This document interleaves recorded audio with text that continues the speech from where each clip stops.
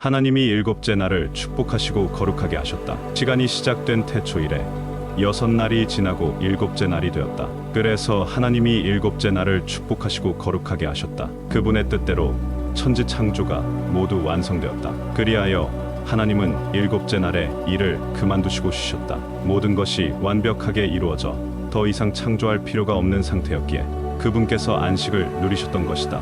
모든 일을 완벽하게 이루신 결과로 나타나는 지극한 평온의 순간이었다. 하나님은 일곱째 날에 축복을 내리시고 그 날을 거룩하게 하셨다. 일곱째 날에 너는 축복받고 거룩하게 될 것이다.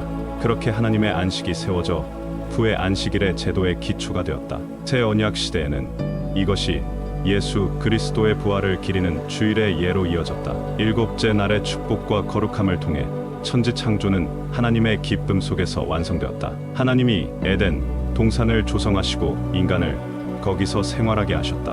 먼 옛날 땅이 지음을 받던 날 비가 내리지 않아 푸른 풀도 나지 않았고 나무도 울창하지 않았다. 당연히 땅을 경작할 사람도 없었고 땅에서는 안개만 올라와 지면을 축축하게 적셔놓고 있었다. 여기서 사람이 사는 동산을 만들어야겠구나. 하나님은 자신의 형상과 같이 사람을 창조하기로 결정하셨다. 그래서 지구의 동쪽 어딘가에 위치한 에덴이라는 이름의 아름다운 동산을 조성하셨다. 에덴이라는 이름은 기쁨을 의미한다. 하나님의 손길로 만들어진 에덴 동산은 큰 기쁨이 넘치는 곳으로 아름답고 풍요로웠다. 다양한 종류의 과일, 나무들이 심어져 있었고 모든 나무마다 아름다운 열매들이 많이 열려 있었다. 동산 가운데에는 생명나무와 선악을 알게 하는 나무도 위치해 있었다. 그리고 동산 중앙을 가로지르는 큰 강이 흘렀다. 강은 4개의 갈래로 갈라져 흘러내렸는데 첫 번째 강은 비손, 두 번째 강은 기온, 세 번째 강은 히데겔 티그리스,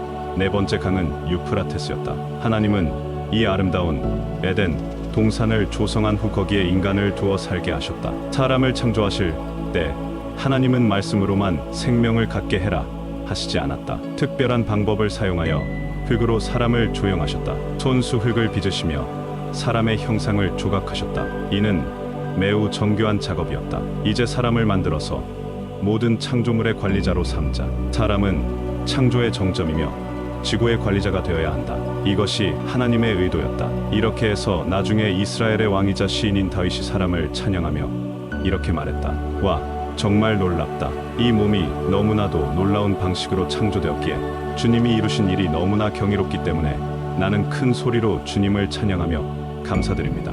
나를 지으신 주님의 솜씨가 얼마나 훌륭하고 멋진지 내 마음은 그 사실을 깊이 이해합니다. 하나님은 정성껏 빚은 흙덩이에 후 하고 생기를 불어넣었다. 흙덩이에 기운이 돌며 살아있는 생명체가 되었다. 심장이 뛰면서 혈액이 온몸에 퍼졌고 얼굴에 생기가 돌았다.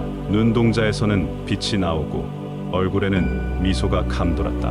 몸속의 모든 기관이 힘차게 움직이기 시작했다. 흙덩이는 비로소 사람이 되어 벌떡 몸을 일으켰다. 좋구나, 좋아. 하나님은 기뻐 웃으셨다. 흙이 생명을 갖게 된 것이었다. 성경에는 이걸 생명이라 부른다. 하나님의 특성을 가진 생명체라는 의미다. 흙덩이에 주님의 생명이 들어가니 육체뿐만 아니라 영혼까지 가진 특별한 존재가 되었다. 주님이 주신 생명에는 하나님의 거룩한 형상도 일부 포함되어 있었다. 눈에 보이지 않는 마음, 느낌, 의지 등의 특성도 있었다. 이것이 사람의 기원이다. 하나님은 아니로되 모든 피조물 중 하나님께 가장 근접한 존재다. 사람이란 말의 히브리어는 아담이다. 하나님은 이 사람, 곧 아담을 데려다가 에덴 동산에 두셨다. 에덴 동산에 살면서 동산을 맡아 관리하고 잘 일구어 나가도록 하셨다. 이때 하나님은 그 사람에게 말씀하셨다. 사람아, 너는 동산의 모든 것들을 잘 돌보고 관리하도록 하여라. 네, 명심하겠습니다. 하나님은 사람에게 계속 일러주셨다. 동산의 모든 나무 열매는 내가 먹을 음식이다. 마음껏 따 먹어도 좋다. 모두 철 따라 제맛을 낼 것이다. 골고루 섭취하도록 하여라. 네, 하나님, 감사합니다. 그런데 명심해야 할 것이 있느니라. 명심해야 하다니요? 동산 가운데 보기 좋은 열매가 보이느냐?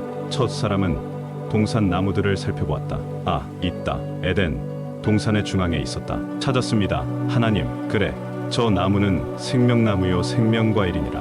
아, 네. 하나님은 아담을 다시 불러 세운다. 사람, 나를 따라오거라. 아담의 몸은 해바라기가 태양을 따라 움직이듯이 하나님을 따라 움직이고 있다.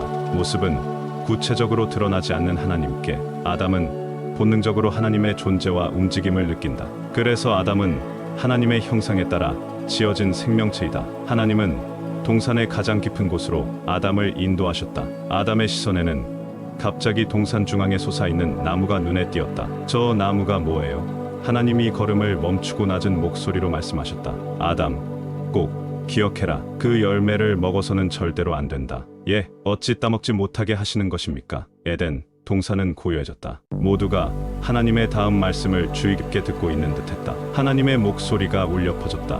낮고 깊고 분명한 소리였다. 그것은 선과 악을 알게 하는 나무니라.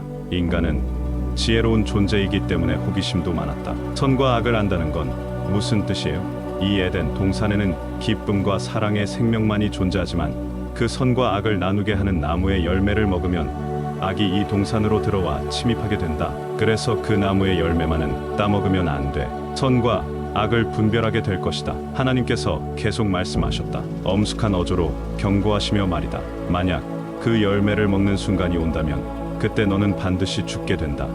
죽는다. 아담은 아직 죽음의 개념을 이해하지 못했다. 죽음을 직접 보거나 경험한 적도 없기 때문이다. 죽는다는 게 무슨 말입니까? 나뭇가지가 꺾여 시든 것을 본 적이 있느냐? 그럼요.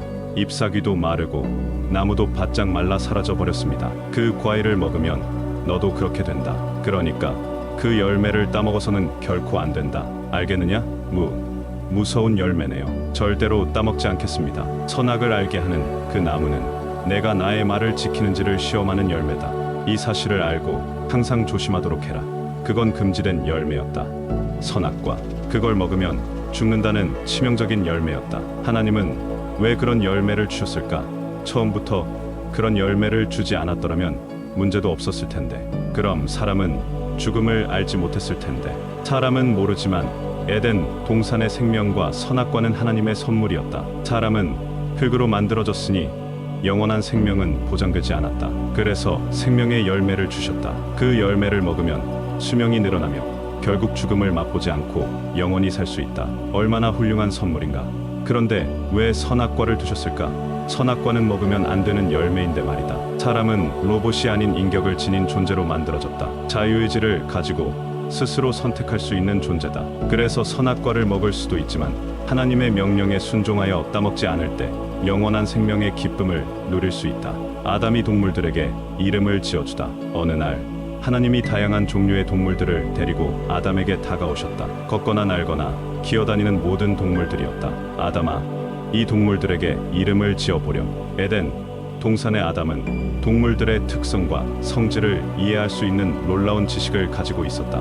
그래서 이름을 붙이는 일은 어렵지 않았다. 하나님의 지혜대로 지음을 받은 덕분이었다. 아담은 각 동물을 보면서 즉각적으로 가장 어울리는 이름을 떠올려 부르기 시작했다. 너는 빠르게 달리니까 토끼, 너는 큰 코를 가지니까 코끼리, 너는 긴 목을 가지니까 기린, 너는 사자, 너는 사슴, 너는 뱀, 너는. 아담이 지은 이름은 동물들의 진정한 이름이 되었다. 아담은 하나님의 지혜에 감사하며 동물들의 이름을 쉽게 지을 수 있었다. 하나님이 아담의 파트너를 만들어 주시다. 아담은 동물들에게 이름을 지어주고 동물들은 자신들의 짝을 찾아 다정하게 어울렸다. 그렇게 함으로써 동산은 번성하고 활기차게 무리짓는 것이었다. 그러나 아담은 혼자였다. 혼자 일하고 혼자 놀며 혼자 자고 있었다. 어쩌면 외로움이 느껴지기도 했다. 에덴 동산은 모든 것이 서로 어울려 조화롭게 살아가는 곳이었다. 하나님은 이를 유심히 보셨다. 아담이 혼자 있는 것은 조금 아쉬운데 에덴 동산에서 유일하게 부족한 점이었다. 아담은 파트너가 없어 함께 사랑과 기쁨을 나누는 즐거움을 누릴 수 없었다. 그래, 아담도 파트너가 필요한 것 같네.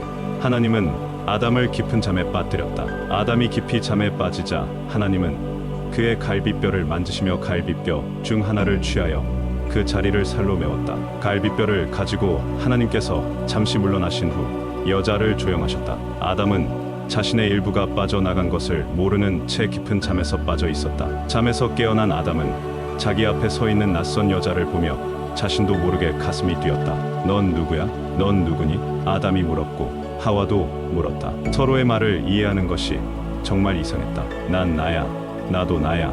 남자와 여자는 말하면서 서로를 향해 미소를 지었다. 혼자서 지내오던 아담은 아름다운 여성을 보면서 가슴이 두근거렸다. 마치 이제야 막 느껴지는 완전함과 함께 어딘가에서 느껴졌던 공허함이 채워질 것만 같은 느낌이었다. 그리고 그 느낌이 현실로 형상화되어 여성의 존재로 앞에 나타났다. 남자는 행복에 찬 가슴으로 시를 지어 노래했다. 이 순간이 바로 인류 최초의 시인이 등장한 시점이었다. 그 노래는 여성에게 바치는 사랑의 노래였다. 오, 사랑스러운 그대여, 그대는 내 뼈에서 나온 뼈, 내 살에서 나온 살, 남자에서 나온 그대. 그래서 그대는 여자라 불릴 것이다. 어떤 시인이 자신의 짝에 대해 이렇게 간결하고도 아름다운 사랑의 노래를 만들어낼 수 있을까? 남녀가 하나로 어우러져 살아가는 것을 누가 이렇게 정확하게 표현할 수 있을까? 이렇게 하여 에덴 동산에서 하나님의 계획으로 최초의 결혼식이 열렸다. 이후 남성은 성인이 되어 부모를 떠나 아내와 결합하며 하나가 되어 따뜻하고 안락한 가정을 꾸리는 독립적인 삶을 살게 되었다. 에덴 동산의 아담과 그의 아내는 벌거벗게 살았다. 옷이 필요하지 않았다. 어린 아이와 같이 순수한 마음이어서 죄라는 개념은 미처 생각조차 할 수 없었다. 육체와 영혼이 투명하고 맑았기에 어디에서도 수치스러운 감정이나 상황을 찾아보기 어려웠다. 이것이 바로 에덴 동산이었다.